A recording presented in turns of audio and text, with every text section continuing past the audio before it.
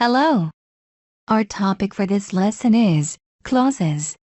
You need just 6 minutes to complete this lesson. Let's go over to our lesson objectives. At the end of the lesson, you should be able to 1. Define clauses. 2.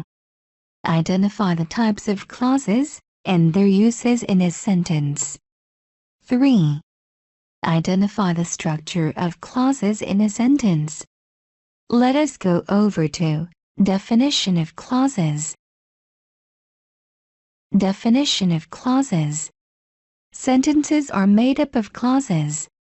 A clause is a group of words consisting of a subject and a verb. A sentence contains at least one main clause. Qualities of clauses. 1. A clause has a conjunction. 2. It has a subject and verb phrase. 3. It has an object, either direct or an indirect object. 4. It has a complement. 5. It has an adverb. Let's go over to sentence structures of clauses. Sentence structures of clauses. 1. The student studied in the library. It is important to note that both the subject and the verb is required to form a clause. If you have either a phrase or subject, the group of words may form a phrase and not a clause. For example, studies biology.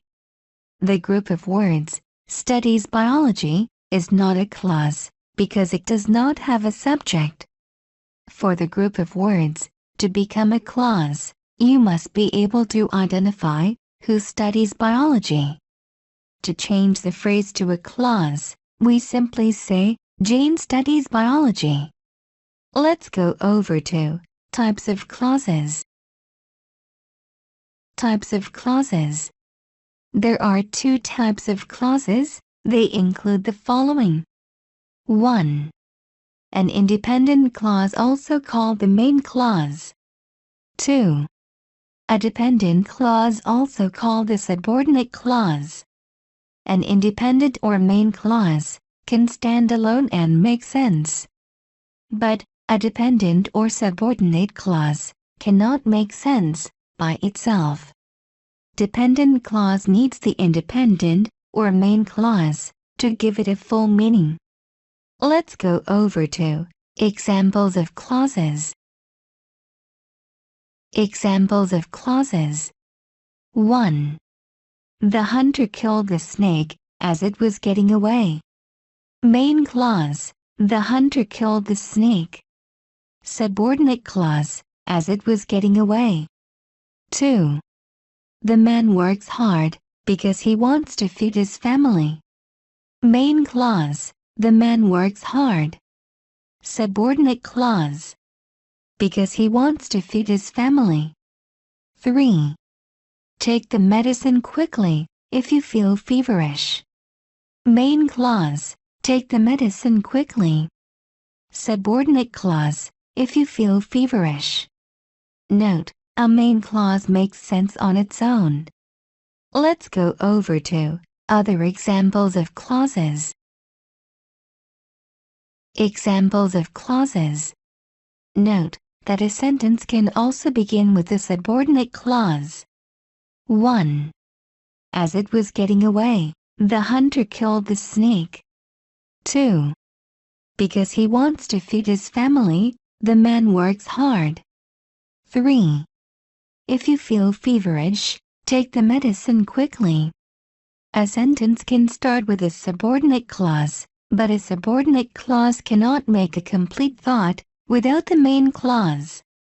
Let's go over to how to identify subordinate clauses. How to identify a subordinate clause. The following points helps us to identify a dependent or subordinate clause. 1. Commas. 2. Brackets. Words that mark subordinate clauses. A. While. B. since. C. Because. D. When. E. If. F. Unless. G. After. H. As. Etc. Let's go over to assignment. Assignment. You can pause the video and write out these sentences on your notebook. Underline the subordinate clauses in the following sentences. One has been done for you. Let us go over to summary. In summary, we've been able to learn the following. 1. How to define clauses. 2. How to identify the types of clauses and their uses in a sentence. 3. How to identify the structure of clauses in a sentence. I hope you enjoyed the class. See you in the next lesson. Thanks, and goodbye.